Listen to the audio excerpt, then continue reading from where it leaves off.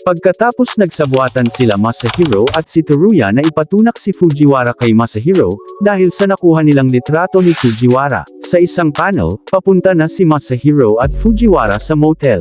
Ang manyok na si Masahiro ay tuwang-tuwa, sa kadahilanan magtutunokan na sila ni Fujiwara. Naimili na ang manyok ng silid. Ang gusto niyang piniliin, yun ang espesyal na silid na may discount. Sinabi ng manyok na Masahiro, bakit ang tahimik ni Fujiwara? Ang manyok ay gusto ng kasiyahan, kasama si Fujiwara. Sa kabilang panel makikita si Fresia. Naglulugmo na si Fujiwara, na akala niya nawalan ng taong magliligtas sa kanya. Nakarating na sila sa espesyal na silid.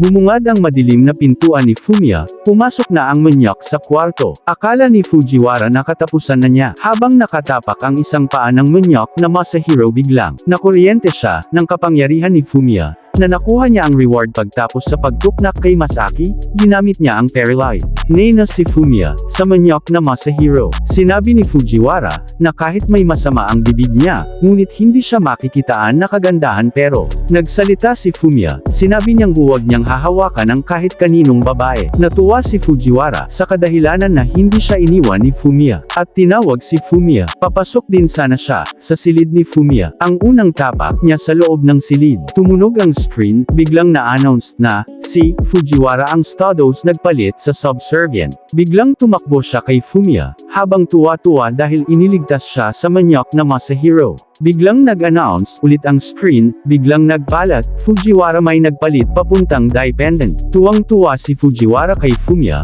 dahil sa pagliligtas niya sa kanya, sinabi niya pa, na mahal niya siya. Si Fumiya ay laking pagtataka niya, kung bakit 2 beses si Fujiwara nag-level up, habang walang naman siyang ginagawa na kahit ano. Lumitaw si Lily sa itaas ng pisara, habang pinapanood sila. Iniisip ni Lily, kung bakit hindi nagsagawa ng pagsasanay si Fumiya, para iligtas lang si Fujiwara. Iniisip ni Lily kung ayon ba, sa plano ni Fumiya. Bumalik sa nakalipas na oras. Lumitaw ang portal kanina, si Lily pala ito. Tinanong ni Fumiya kay Lily, kung nakita niya kung ano ang nakalagay sa cellphone ni Fujiwara. Sinabi ni Lily na ang nakita niya, sa cellphone ni Fujiwara, ay ang nakahubad na larawan ni Fujiwara. May nakalagay na pangalan ng motel, kung saan siya dapat pumunta. Based sa pag-aanalisa ni Fumiya, na may gustong mag-blackmail kay Fujiwara na masamang tao, tulad ng pagtatalik, unless na ipakita ang larawan niya. Tinanong ni Lily kung anong gagawin niya, sa masamang tao. Sinabi ni Fumiya na kailangan nilang durugan ang taong iyon, at sinabi ni Fumiya na ang lakas ng loob nilang kunin ang prey niya,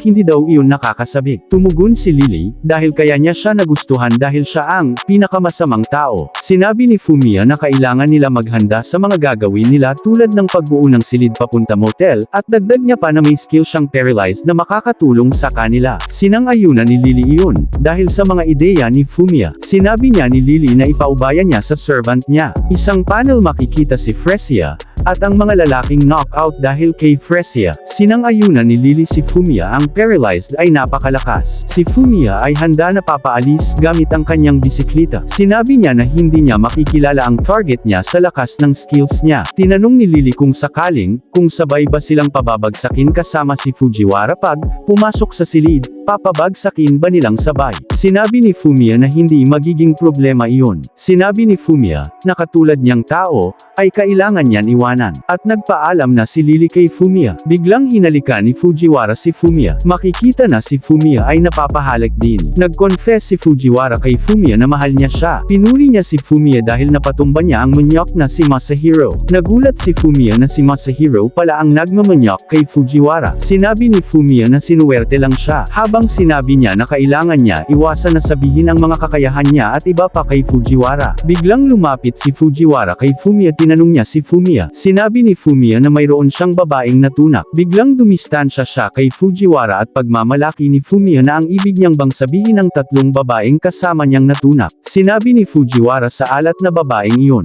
Sinabi ni Fujiwara kung pwede siya isama sa 4 Heavenly Kings ni Fumiya. Nagulat si Fumiya dahil okay lang sa kanya na maging 4 na babae niya. Sinabi ni Fumiya na ihahatid niya si Fujiwara pauwi sa bahay nila. Kabilang eksena, nag-aalala si Fujiwara kay Masahiro, sa kadahilanan kung anong gagawin nila sa kanya. Biglang lumabas sila Lily at Fresia sa likuran ni Fumiya. Sinabi ni Fumiya, na mayroon siyang kaibigan na eksperto sa mga manyok. Sa kabilang panel ipapaliwanag ko ulit kung ano ang mga nakalagay dito.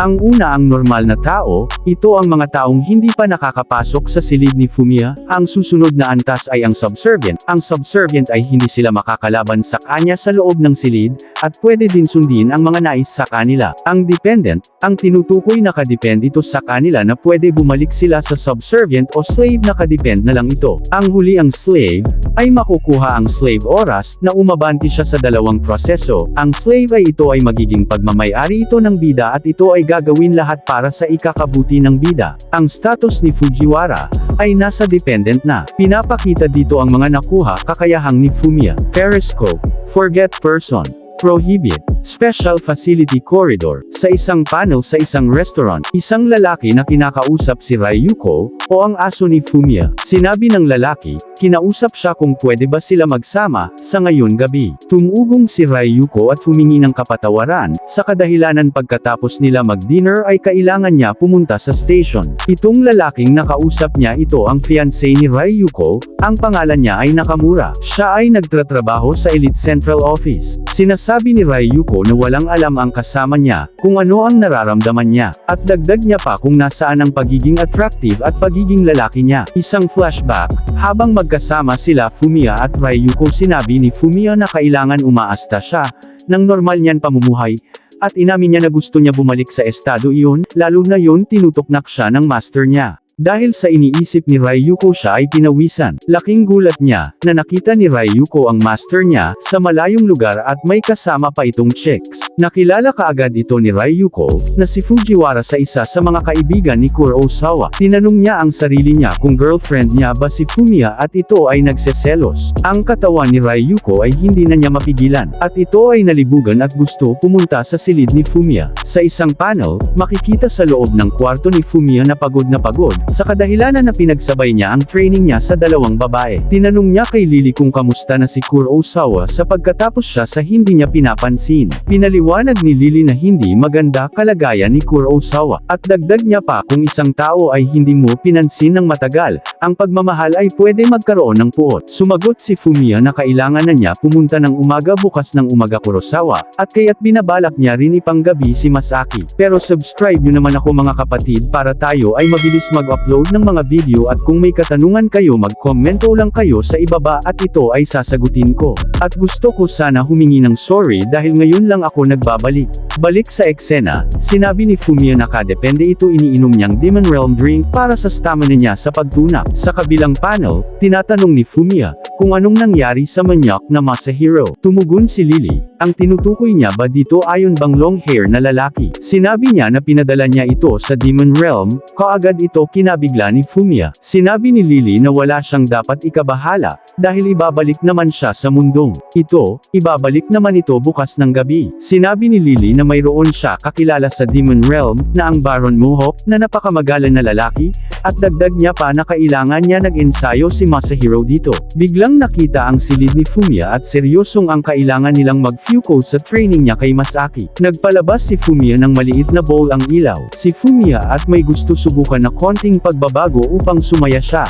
Binago ni Fumiya ang furniture, isinama niya pa ang kusina at ang palikuran, yung dating kakayahan na silid, papunta sa mamahalin silid na parang 5-star hotel. Natutuwa si Fumiya, sa kadahilanan sa nakuha niyang benefit sa pag-level up, ay napakagaran niyang silid. Nagdagdag si Lily ng nilang makakain sa fridge at sinabi ni Lily na mag-enjoy lang sila. Iniisip ni Fumiya, kung anong klaseng luto magagawa ni Masaki at pagkatapos ay naghuhubad ng mga suot si Fumiya. Nagumpisa na, gumising si Masaki. Makikita na katabi niya sa higaan si Fumiya. Laking gulat ni Masaki, na kung bakit kakaiba na ang nakikita niya sa dati. At dagdag niya pa baba sakali si Masaki, dahil mayroon siyang nakitang pintuan para makaalis sila. Tumugon si Fumiya, na sinabi niya na kitchen at ang palikuran lang, ang nasa loob niyan. Biglang sumaya si Masaki sa kadahilanan na gusto niya maligo. Tinanong niya si Fumiya, kung gusto niya bang makasama siya maligo. Isang panel, bumungat ang malalaking melon ni Masaki habang naliligo siya sa shower. Si Fumiya ay busog na busog sa nakikita niya. Tinuruan ni Masaki si Fumiya kung paano maghugas ng katawan. Si Fumiya, kinukod niya ang likuran ni Masaki, Ito ay hinawakan sa parte ni Masaki na hindi inaasahan ni Masaki. Sinabi ni Fumiya na kailangan ni Masaki linisin ang kanyang melon, dahil napakalaki neto. Biglang hinampas siya ng napakalaking melon ni Masaki. Dahil sa pagmamanyak sa kanya, ito ay gusto gumanti kay Fumiya. Gusto niya rin hugasan si Fumiya. Natutuwa si Masaki sa ginawa niya na gawin panghugas ang kanyang malaking melon. Pagkatapos nila maligo, naisip nila na wala silang tuwalya,